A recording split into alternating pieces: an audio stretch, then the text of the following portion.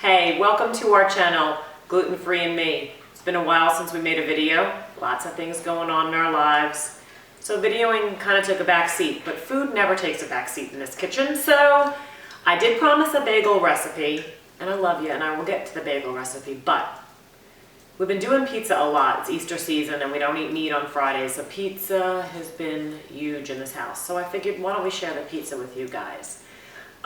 We have a great pizza recipe we've been using for about 11 years, and it's a pizza recipe, the basic, maybe New York style pizza. That's what it kind of reminds me of. And I have tweaked it a little bit to have alternative flour, so I'm going to show you both. The recipes are going to be found on my daughter's website, www.healthyfoodhealthyu.net. But don't worry, we'll have that at the end. My son will type it in because clearly I don't know how to do that, so he's going to do it for me. So here we go. Here is our basic pizza awesomeness. We literally wrote it in the book as the most awesome pizza ever. So that's the name of it. We're going to start off with 2 cups of tapioca flour. Then we have 2 cups of white rice flour. We also have, it's right here, 2 cups of those guys right here. Okay? Then we have 1 teaspoon of salt. I use, whenever I can use the sea salt, I try to use a sea salt. We have 3.5 teaspoons of xanthan gum. That's our gluten, if you will, in our gluten-free recipes. And by the way, I mentioned to you as I'm doing this, gluten eaters eat this pizza, not just the gluten-free. I serve it to everybody that comes in this kitchen. I serve it to my husband, who's a gluten eater, but even to kids that, we have had birthday parties. Everybody eats this pizza. We don't order 1 gluten and 1 gluten-free. It's always this pizza, and we don't have complaints. All right, so that's our dry ingredients. We got this, the flours, the xanthan, the salt. Now for the, while we're doing all this over here, come take a gander, we have sitting and rising our yeast. You should be doing that, obviously, in the beginning of your recipe because you want that to rise nice. And then ours looks pretty good. So what we do for that, let me just tell you that. We put 1 tablespoon of sugar and 2 tablespoons of the fast rising yeast and put that in there with 1 cup of warm water. You don't want it too hot, you don't want to kill your yeast, okay? So on top of our dry ingredients, our wet ingredients will be 4 egg whites, okay? So we separate those, put the 4 egg whites in. My mixer's loud, so I don't want to do that to you beautiful people. I don't want to do that. So I'm going to tell you 2 more ingredients and I'll shut off, let the mixer go. We'll come back, we'll wash hands again and we'll roll it out, okay? So we have vegetable oil, Crisco vegetable oil, 3 tablespoons of that in half a cup of hot water. Now, I put hot water in, and then by the time I get to putting this together, I put it in the microwave for another 20-something seconds to get it nice and hot. So it should be melted, and if it's not completely melted, don't freak out. It's okay. It'll get there in the mixture. Don't worry about it. And I will mix that together a little bit, and then I'm going to put the yeast in and incorporate that, okay? And then we'll come back in 2 seconds and see what it looks like.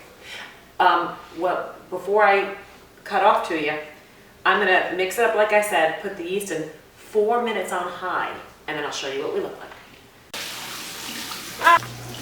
All right, welcome back. Before we get to touching the dough, wash our hands up nice and good. I'm going to come on over to you. Gluten-free baking, just like any other baking, your dough comes out different depending on the temperature outside, the weather out, the humidity level. It's not humid here today. Our dough is perfect. So this is absolutely perfect for you guys today. No worries, remember the recipe's going to be on the website, but this is our white dough, and it's awesome. It's nice and, oh God, it's going to be beautiful to roll out. This is the alternative dough.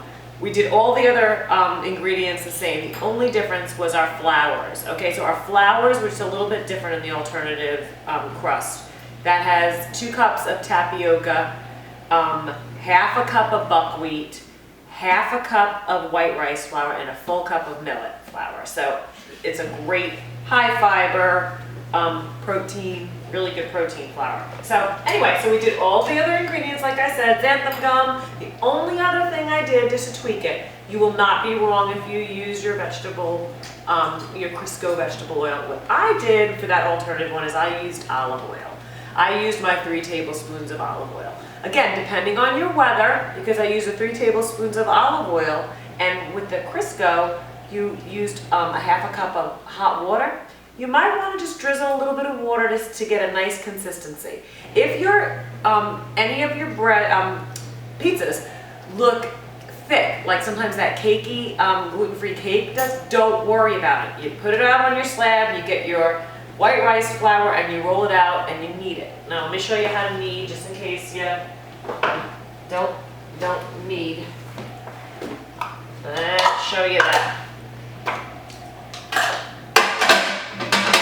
She's a beauty. I'll leave you aside. Let's get to the white rice one.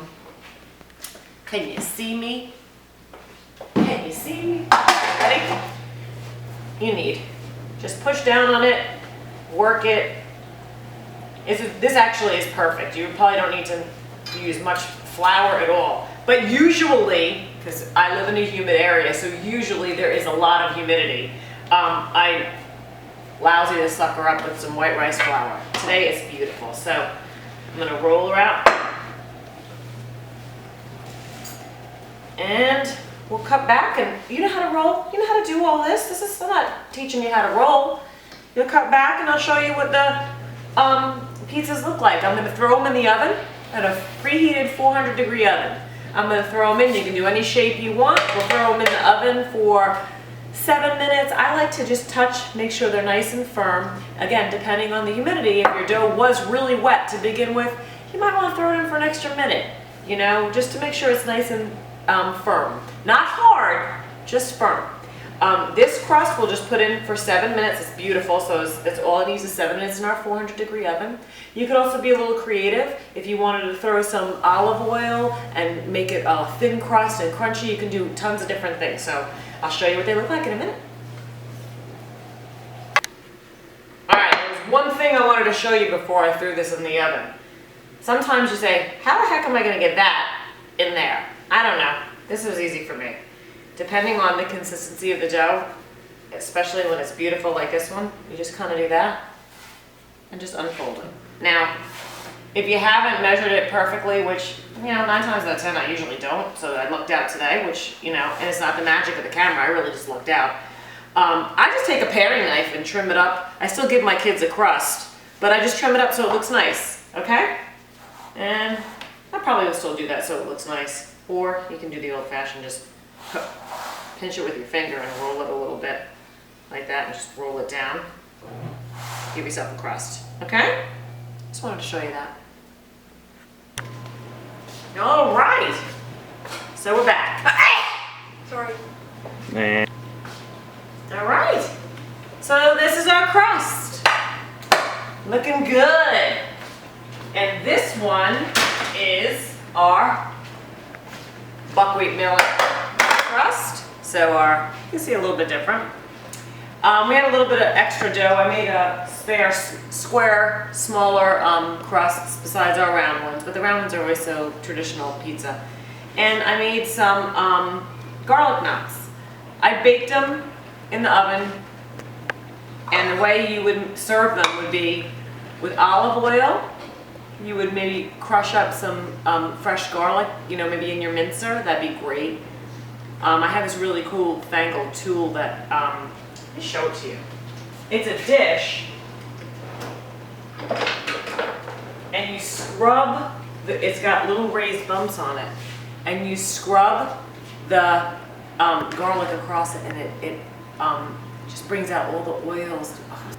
For time's sake, I didn't do that, but I wanted to show you the garlic knots. And I would put olive oil in there with that fresh garlic. I'd put, if you want, fresh parsley or dried parsley, maybe a tad bit of salt, and some Parmesan cheese, and just keep mixing them around, and you serve them hot garlic knots right over the medium heat on your oven, or your stove, right?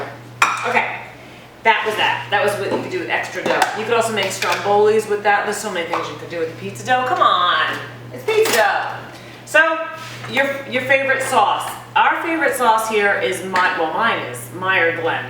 And then you can decorate your pizza with whatever. My son's favorite is always pepperoni. On the times we can't have meat, we just lousy it up with vegetables. I sauteed some spinach today. I usually do with garlic, but I sauteed an onion in it. And then, or you could do raw onions. You can put broccoli on it. We do broccoli. What else do we put on our? Oh gosh, onions are my favorite. When we do eat meat, we put chicken slices on it, ham. This is your pizza. Do what you want.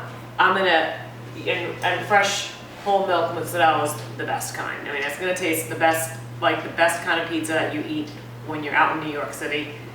Use fresh mozz.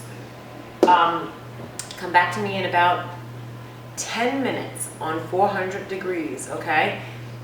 If your family likes it a little crunchier or the cheese brown, you might want to leave it in for more than 10 minutes, but 10 minutes is usually the average, okay? 400 degrees, we'll be back.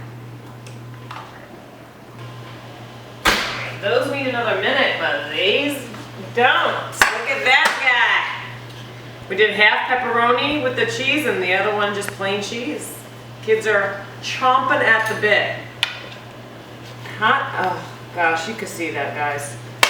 Isn't that beautiful? It's beautiful. Can't wait to dig in. All right, now remember, don't fret, the recipes will be on my daughter's website and we'll put that right on the end of this video. Thank you again, and I promise, the bagels are coming. They're coming. Have a good one. Ciao.